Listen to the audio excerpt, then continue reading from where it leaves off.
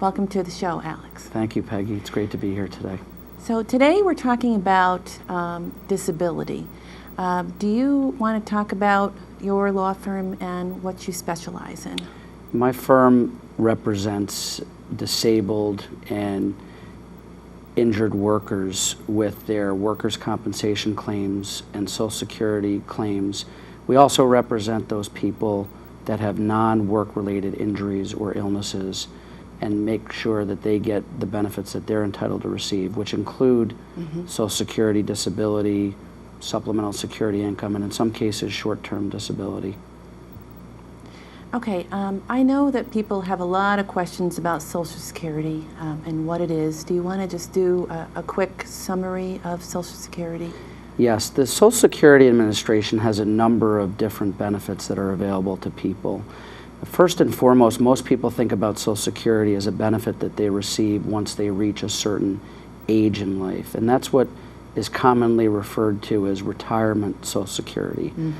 But there's a tremendous amount of individuals who are not able, for one reason or another, medically, physically, and or mentally, to be able to work to a certain age to qualify for regular Social Security. So they would be potentially eligible for one or more types of benefits. And those include Social Security disability and supplemental security income. They're two separate benefits, both of which are administered by the Social Security Administration.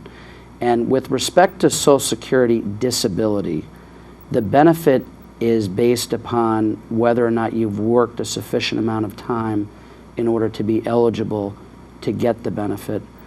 Whereas supplemental security income is basically a need or income-based program which does not necessarily consider how long you've worked, but what your income and asset levels are in order to qualify for the benefits. Okay. So we understand there are different reasons that a person can be out of work and in need of benefits. So why don't we start with the non-work related and go from there? Sure. With respect to non-work related conditions, you generally have an individual who has not been able to work or has been working but comes down or is diagnosed with a condition which is deemed to be not work related for one reason or another. And generally speaking, if you have an individual who is working and is not able to work any further due to a non-work related injury or illness, for example, you might be diagnosed with a certain form of cancer or pregnancy, you would be eligible at least initially for what they call short-term disability. In New York State, employers are required to provide short-term disability benefits. And what this provides is a weekly benefit for up to 26 weeks or 6 months. And it's a very limited benefit. It's only 1/2 of your salary, subject to a maximum of $170 per week.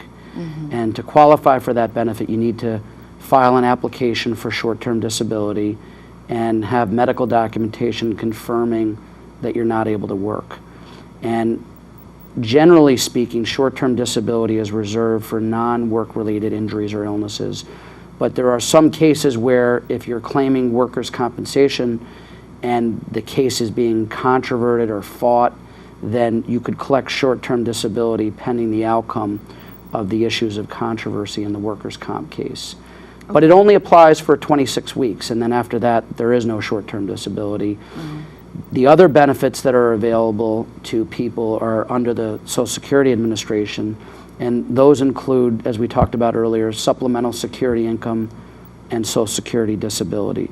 So in other words, whether or not your condition is work-related, you can qualify for supplemental security income and or Social Security disability. Okay, so you start with Social Security disability. You're disabled for longer than 26 weeks, right?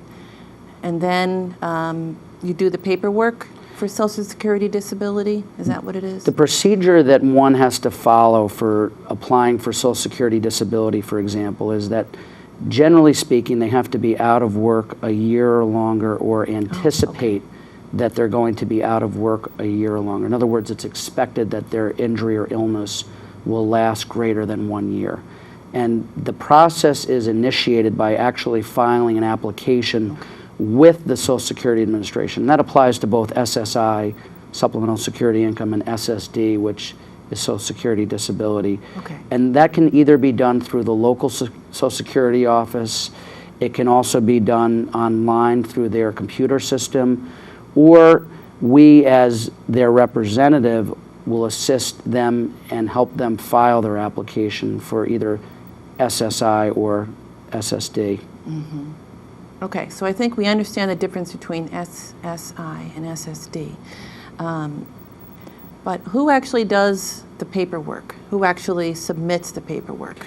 Well, the paperwork for the initial application is initiated by the applicant or the person that's seeking the benefits. Okay. And in some cases, it is done through assistance of legal counsel or a legal representative. Okay. But the most important documents that need to be filed are certain forms that the Social Security Administration will require. And those include what does the person do on a daily basis, what are their symptoms, who are their doctors, and what medication are they taking, for example. And then the Social Security Administration will then endeavor to get all of the records from all of the medical providers to ultimately make a determination as to whether the person will qualify for either SSD or SSI.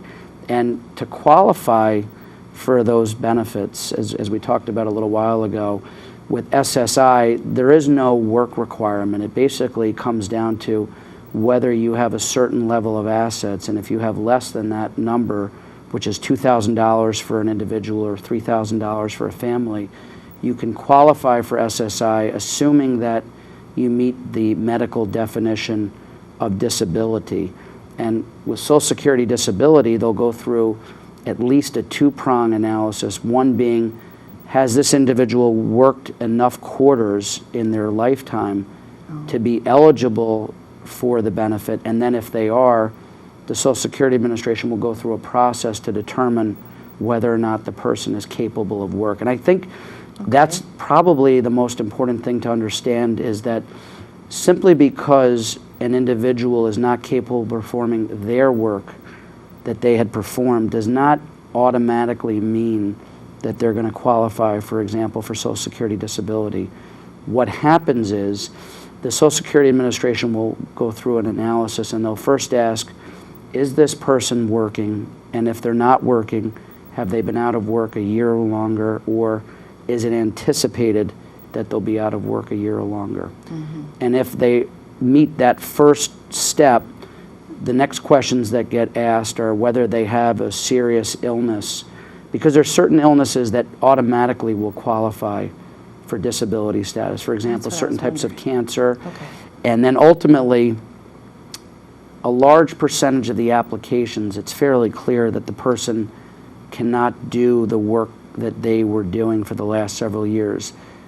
But ultimately, the question becomes, given their age, education, and experience, and their medical condition, is there a different type of work that they could perform?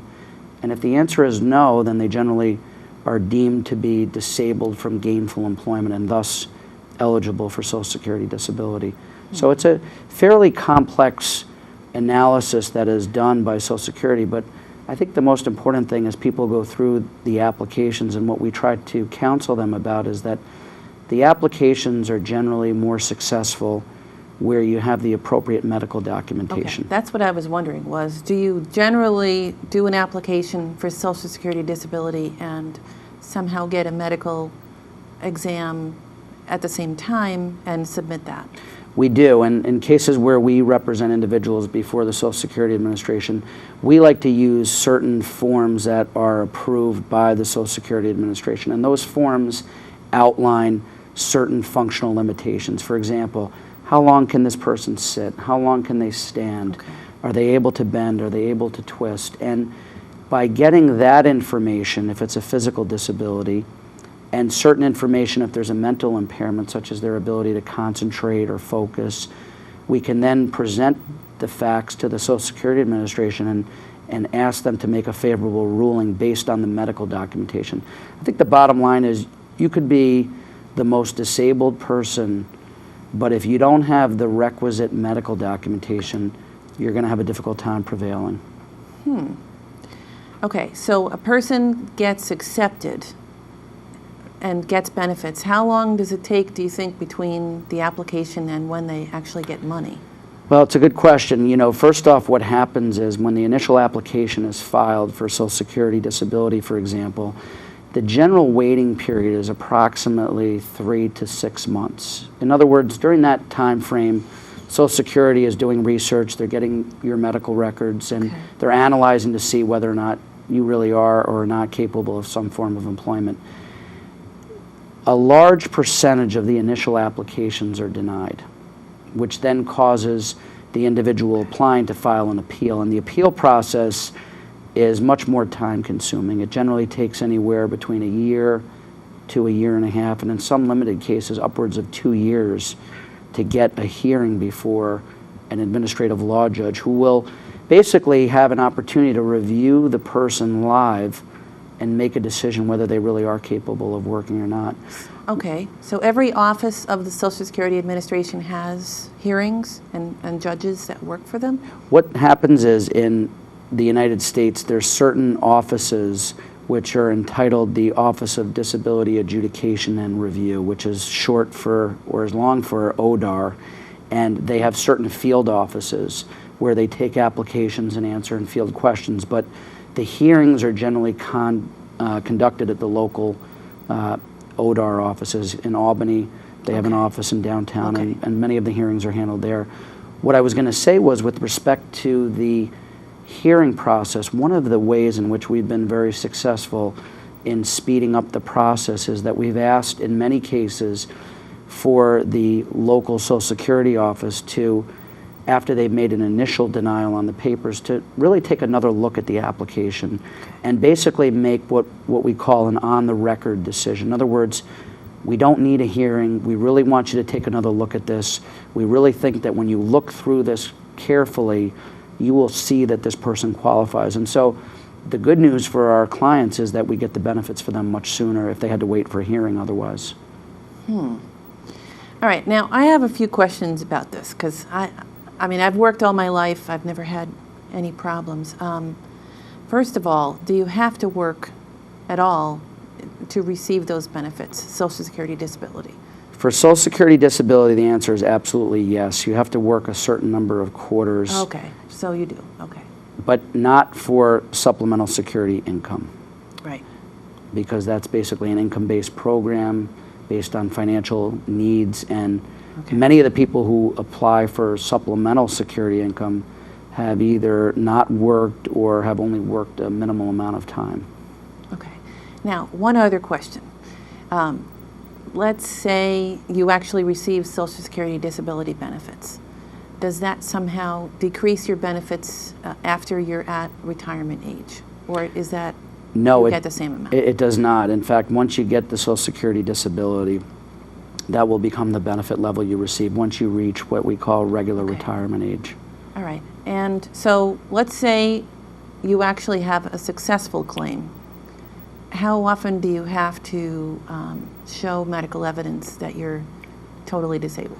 Generally speaking, there's no formal review whereby the person would have to go back to a hearing, but the Social Security Administration generally conducts periodic administrative reviews to check whether or not the person has gone back to work and if they're still potentially entitled to the benefit. But generally speaking, once the benefit is approved, absent some extraordinary circumstances, the benefit remains. All right. And how does your law firm get paid for these claims or representing these clients? Well, with respect to claims before the Social Security Administration, the work is purely contingency, meaning we don't accept any money from any of the clients we represent. The firm is only paid once there has been a successful approval of their application. And the Social Security Administration has set rules, and those rules provide that in a case of, for example, Social Security disability, what happens is if the person is entitled to a certain amount of retroactive benefits, in other words, they've been out of work for several months and now they're entitled to the benefit, they get the back pay. The attorney fee is deducted out of the back pay, and it's subject to the lesser of 25% of the retroactive amount or $5,300. In other words, if the retroactive amount, 25% is more than $5,300, then the attorney fee will be capped or limited at $5,300. If 25% of the retroactive amount being paid is less than $5,300, then the attorney fee is less. But the nice thing is there's no fee if the application is not successful, but we obviously like to make each and every one of these as successful as they can be. And so, but no money is paid directly by the client to our firm for work on either Social Security income, supplemental security income, or Social Security disability. Okay, I think I've asked all my questions about Social Security disability. You've talked a little bit about supplemental security income. That's what it stands for, right? Yes. Okay, and that's based on somebody's income level? Yes, what happens is in most cases these individuals have limited assets. In fact, the Social Security Administration states that if a person has more than $2,000 in assets, excluding their home and other necessary items, then they actually don't qualify for supplemental security income. So you're generally dealing with individuals with very limited economic means. Okay. And the benefit that they receive if they're approved is also limited. In other words, the Social Security disability benefit someone receives is a percentage of their earnings over their lifetime, whereas supplemental security income, because earnings are not necessarily present, is limited to approximately $637 per month in 2008.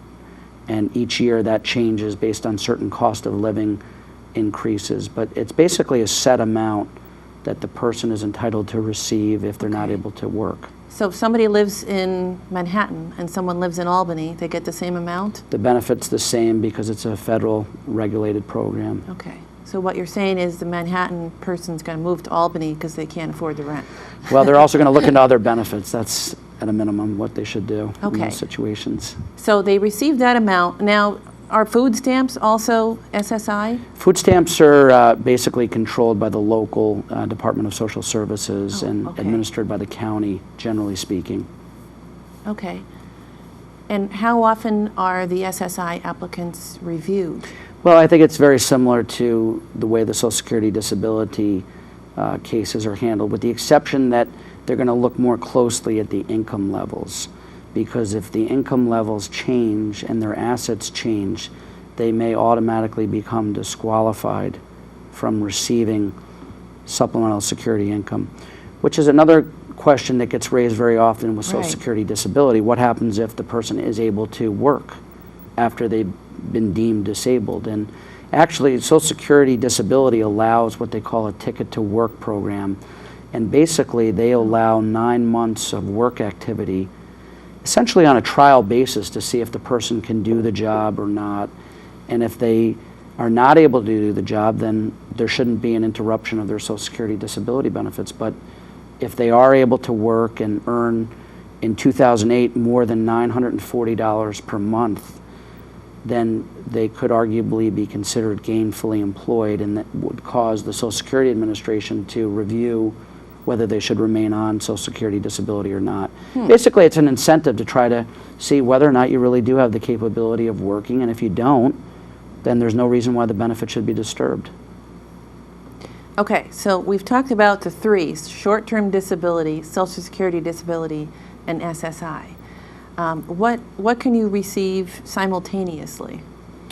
Well, Can you do multiple claims? you can, and often we'll have individuals receiving SSI and SSD simultaneously. Okay. Short-term disability is generally not received when the person is getting Social Security disability unless they've already been previously approved for Social Security disability, because the idea is that the short-term disability is going to apply for the first 26 weeks or 6 months after they go out of work. And if that's the first time that they go out of work, then they're not going to simultaneously get SSD or even SSI.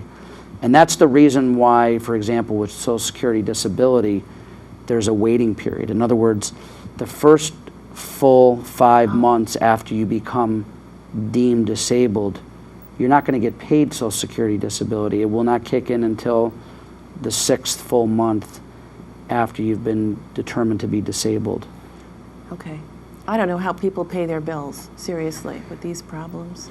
Well, in some cases, what individuals will do, and when we speak with them, we always want to find out, do they have a private or employer-sponsored disability benefits policy which would supplement the short-term disability that they may have, or even Social Security disability or SSI. But more often than not, we don't see very many people that have private or employer-sponsored disability benefit policies. And when we do, the problem with those policies is that they often have a indication in the policy that if they get Social Security disability, then the disability benefit is actually going to be reduced by what the person is already getting in Social Security disability. Okay. Interesting. All right. Now we're talking about work-related. So I'm in the library, I drop a book on my foot, I break my foot. Now what? Well, the first thing is you're going to call and potentially seek legal representation. But even before you get to that, I think the most important thing is that you have to consider different types of benefits, in addition to what we talked about. And the first and foremost is where you have an injury or illness that occurs while you're working, you may be eligible for New York State workers' compensation benefits. Okay. And these benefits are very important whether or not you are able to continue working, because there's various benefits even if you are able to keep working. But generally speaking, each employer in New York who has an employee has to provide workers' compensation coverage to their employees. And what it provides are two very big basic benefits. Number one, medical coverage for life. And number two, it provides, with the medical, reimbursement for miscellaneous medical and travel expenses to and from the doctor, if you have to pay certain medical expenses, which normally should be covered by workers' comp, but if there are some extra costs that had to be picked up, all of those should be reimbursed. You're also entitled to lost wages. And in New York State, the way that works is that when someone goes out of work due to a work-related injury or illness, the employer and their insurance carrier will look at what this person made before they were injured. In other words, they'll come up with their average weekly wage, their gross wages before they were injured on a weekly basis. And if the person is unable to work and is considered totally disabled, they'll be entitled to 2/3 of the amount that they used to make before they were injured. And for many years, that was capped at a maximum of $400 per week. But we have many questions about, well, hasn't the law changed? And in fact, it has in many respects. But one of the very important areas that it's changed in is the maximum rate now in effect. And well, that just changed, right? Maybe in the last year or It did. And the general rule for rates is that for injuries and illnesses after July 1st, 2007, the maximum is $500 per week, tax-free. After July 1st, 2008, it's $550 a week. And after July 1st, 2009, it's actually going to be $600 a week. And then finally, the legislature passed that as of July 1st, 2010 and thereafter, that if someone is injured, they're going to be entitled to 2/3 of the state average weekly wage. That'll be the new maximum. So you can see the rates are going up significantly.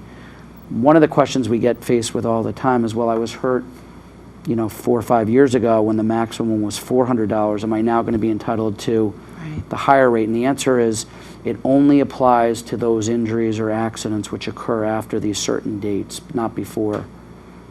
Okay, so let's just go through the process. You notify your employer, you fill out a form, and then what happens? You have a hearing, or you get contacted by an insurance representative? There's generally 2 reporting requirements when you're hurt, and it depends on whether or not you've developed what they call an accident or an occupational disease. Okay. Because there's 2 types of claims, generally speaking, in workers' comp. And Accidents are just like what we think. Something Right. happens suddenly, a car accident, you closed your hand on a door at work, whatever the case may be. The other type is what they call occupational diseases. The receptionist who types all day and develops carpal tunnel syndrome, the laborer who lifts all day and develops problems with his back over time, not on any one given day. But if you're dealing with an accident, you want to make sure you do two things. Number one, you want to give your employer notice of the accident within 30 days of the accident, Okay. unless extenuating circumstances prevent you from doing Like that. you're in a coma or something. Exactly, unfortunately. And the other requirement is that you notify and file a claim with the New York State Workers' Compensation Board. And that has to be done within 2 years of the accident, because simply notifying your employer is not all that needs to be done. Okay. You notify the employer, and you also have to file a claim with the Workers' Compensation Board. That will get the claim set up. Okay. If you're dealing with occupational disease claims, the filing and notice requirements are much more liberal, because many times when someone has that kind of condition, such as carpal tunnel or a back injury over time, it's not immediately apparent that it's due to their work. Right. And so it isn't until they're basically told by a medical provider that their claim is work-related that really their requirement to file or notify their employer begins. And in those cases, you basically have 2 years from when you knew or should have known and when you first treated to file a claim as work-related for the occupational disease, and also to notify your employer. But once you've done that, generally speaking, the Workers' Comp Board in New York, which administers the claims, will set up case numbers. And they may not necessarily schedule a hearing immediately, but that doesn't mean that if you're out of work, you're not going to get paid, because what we do is, as representatives, is we ensure that the benefits are paid as immediately as possible, whether that means you need an MRI scan or you need to get your weekly wages. There is a waiting period. In other words, if someone's out of work only 2 or 3 days, they're not going to get payments for those 2 or 3 days initially. They have to be out of work at a minimum of more than 7 days to receive any Okay. lost wage payments. But they have to know that if they go to the hospital, to tell whoever's registering them that it's work-related rather than put it on my health insurance? Absolutely, and sometimes that doesn't occur that way because of the emergency nature of the treatment, but Right. ultimately the idea is that if it did happen at work, it should be thought of as a workers' comp situation, at least initially, and then it will obviously depend on whether the doctors agree that there is a relationship between the injury or illness and work. But I think the thing that's most important about workers' compensation, and what is sometimes often overlooked, is that there are many people who are working yet may have had a surgery on their arm, have limitation of range of motion, and while they may not have been compensated initially for the lost wages, the law provides that they are potentially entitled to a money award for the loss of use of their arm,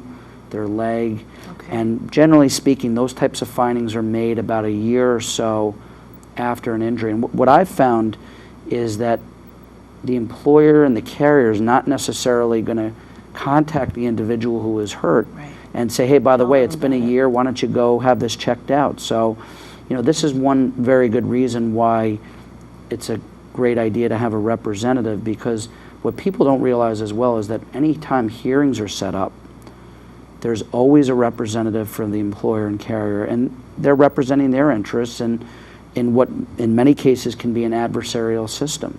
And so the idea is that you have your representative who is representing your interests rather than that of the employer and carrier.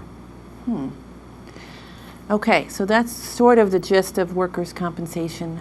The only thing you didn't talk about was the mileage reimbursement and actually how much it is. Yes, and as I touched on briefly with the medical, you are entitled to reimbursement for medical and travel expenses. Each year, and sometimes in the middle of the year, the rates change. And right now, for travel after July 1st, 2008, it's 58.5 cents a mile. The beginning of this year, it was 50.5 cents. And we have many individuals who will come to us and basically say, no one from the carrier or the employer ever advised me that I'm entitled to this reimbursement. And generally speaking, we can go back to day one on these cases, even if the person has not yet been previously advised. And so And with that, we're often asked, well, if I hire you to be my representative in a workers' comp case, how do you get paid? Right. And it's very similar to what happens in Social Security, meaning you're not allowed to pay a lawyer directly. In fact, it's illegal to pay a lawyer directly to help you with a workers' comp case. The way it works is that the judge sets all of the attorney fees, and those fees are paid out of the total award that you may be entitled to, and they're paid directly by the insurance company to the attorney. And So award meaning well, lost wages, schedule loss of use award. for example, lost wages, weekly lost wages, or if there's a schedule loss of use award, meaning they have an impairment of their arm, their leg. That's basically how the attorney gets paid. And often people think they have to pay a lawyer directly, and that's definitely not the case. And it makes it a very easy system to have a representative when you know that there's no money up front to have the lawyer help you with the case. But ultimately, the fee is paid out of any total award that the individual may be entitled to receive. Okay. All right. The other work-related claim, Social Security disability. I mean, yes. How different is that from the non-work-related Social Security disability? Well, again, Social Security disability applies to both work-related and non-work-related injuries or illnesses. Basically, they look at whatever conditions you have, whether work-related or not, and determine if you're disabled from substantial gainful employment. Where workers' comp and Social Security come into play together is where you generally have an individual who's been out of work a year or longer, or is anticipated to be out of work a year or longer. They're receiving workers' compensation, and we suggest to them that they should apply for Social Security disability. And you can receive simultaneously Social Security disability and workers' compensation. Okay. What happens in some cases, though, is that the Social Security Administration will look at how much you're receiving in workers' compensation. And if you combine your Social Security and workers' compensation, and it's more than 80% of what you used to make on average, Okay. then Social Security will reduce dollar for dollar what they're paying you in Social Security in order to get you to that 80% maximum. Okay. But never in New York State would the workers' compensation would be reduced. It would be the Social Security disability which is reduced. Okay. Did we miss anything? I think we covered everything we had to cover. We did, and I think the most important thing that people take into consideration and remember when you're dealing with either a work-related or a non-work-related injury or illness is that there's several benefits that you can collect simultaneously. And for example, if you were involved in a work-related injury that also involved a car accident, there might be a lawsuit against the other driver. There could be a no-fault claim, and depending on if they're employed by the state of New York, they may be entitled to a New York State pension or a New York State disability retirement. So there's a whole host of benefits, and that's why it's a good idea to seek legal representation in these areas, because you can help organize the interplay between all of these different types of benefits. And I'm glad that you talked about attorney fees as well, or a reimbursement, because I think before you told me about it, I just maybe assumed that people would have to pay a lot to get attorney representation. Which is a common thought, and I like to make certain that people are aware that that's not the case. And even in cases where there's a medical only question, for example, someone is having trouble getting an MRI authorized for their spine condition, but they're otherwise working, there's technically no money that would be awarded to them at that point, but that will still not stop myself and my firm from helping that individual with their claim. And even though there's no attorney fee that would be awarded in a case of that nature. Okay, now we want to talk about additional resources. There were a few websites we wanted to mention. The Social Security Administration. Yes, and I think that's an excellent resource for individuals. www.ssa.gov is a great resource, a great tool. It has a lot of different question and answer portions. It has forms, and people can utilize those forms to help file their claims, and in fact, actually file the claims online. And with respect to workers' compensation, the New York State Workers' Compensation Board website is also very instrumental, has a lot of information. And what they've added recently is a very nice feature, which is being able to tell whether or not the employer has insurance coverage, and if they do, the name of the carrier.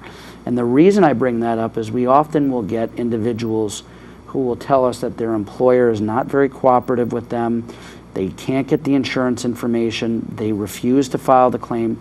So I've been able to utilize a resource whereby we can identify who the insurance company is, and if there is no insurance, then we can also bring into play the uninsured employers fund to help them. Okay. And then the Workers' Compensation Board website, wcb.state.ny.us. Yes. Okay. And then we want to mention your law firm's website and your phone number. Yes, my website is www.alexdell.com, and we can be reached at 518-862-5555. We have an office located at 450 New Carner Road, Route 155 in Colonie, Albany. Okay. And, you know, we would welcome any consultations and any questions or concerns that people have. We're here to help those individuals with either work-related or non-work-related injuries or illnesses to make certain they get all the benefits they're supposed to receive. Okay. Thanks very much for coming in, Alex. Yes, thank you for having me, Peggy. Thanks for watching. We hope to see you next time on Focus on Health.